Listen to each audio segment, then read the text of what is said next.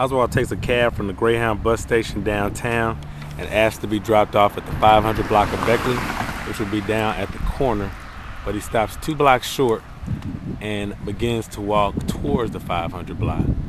But after he's dropped off, he turns around and heads back north towards his boarding house, which is at 1026 North Beckley. This is 1026 North Beckley Street, where Lee Harvey Oswald was a roomer at the time of the assassination of the president. At the time, the owners of this house had 16 roomers who are all living in this house with 16 rooms.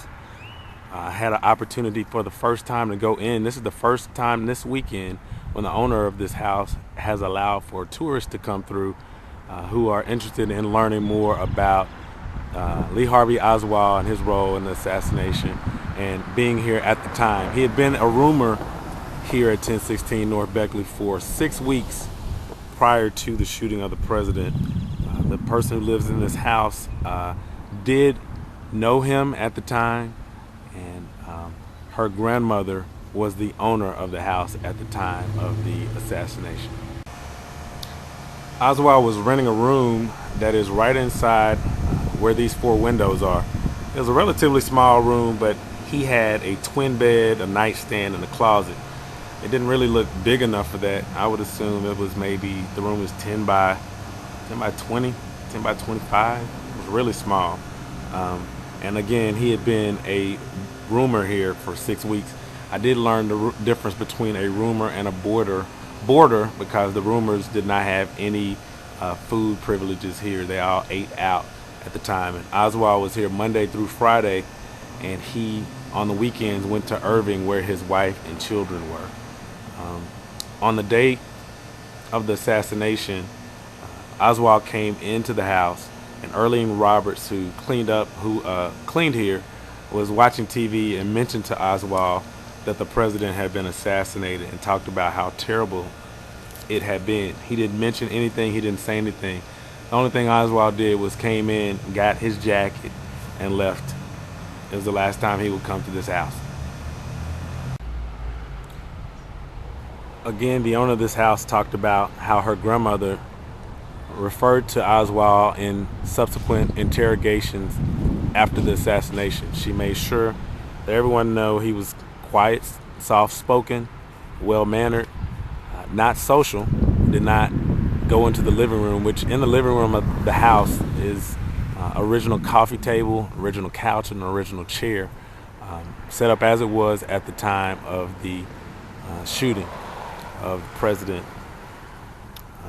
She mentioned that Oswald would play ball in the yard with her brothers, and the only problem that her grandmother had with Oswald was the fact that he was not truthful about his name.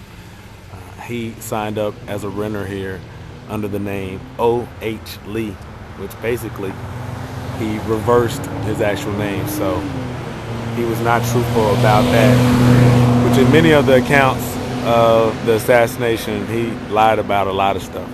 But again, it doesn't seem like it, but this house has 16 rooms. There are 6 in the basement.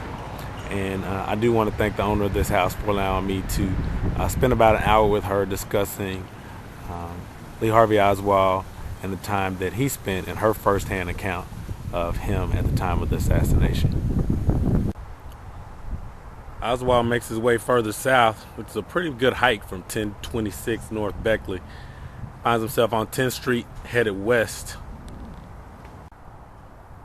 Helen Markham, on her way to catch the bus at Jefferson and Patton, is passed by a police car heading east. That police car is driven by J.D. Tippit. Tippit pulls up beside a man who's also walking east. That man was Lee Harvey Oswald. Oswald leans into Tippit's car to talk to him, and then pulls a gun out of his jacket and shoots Tippit 4 times. Oswald flees, heading south towards Jefferson. T.F. Bowles gets on to Tippett's radio and reports the shooting has occurred. When asked where he was, he says 404 10th Street. It said that Oswald went behind Ballou's Texaco service station at Crawford and Jefferson and threw off his jacket, which he had worn in the murder of J.D. Tippett. Not sure if this used to be the Texaco station, but it used to be a service station, and this is Crawford and Jefferson, so we'll go with that for right now.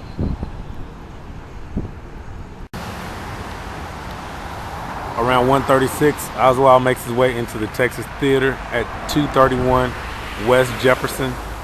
About 15 minutes later, he is arrested after a struggle. He was on the lower floor, sitting 3 rows from the back. He was taken to City Hall in connection with the murder of Officer J.D. Tippett.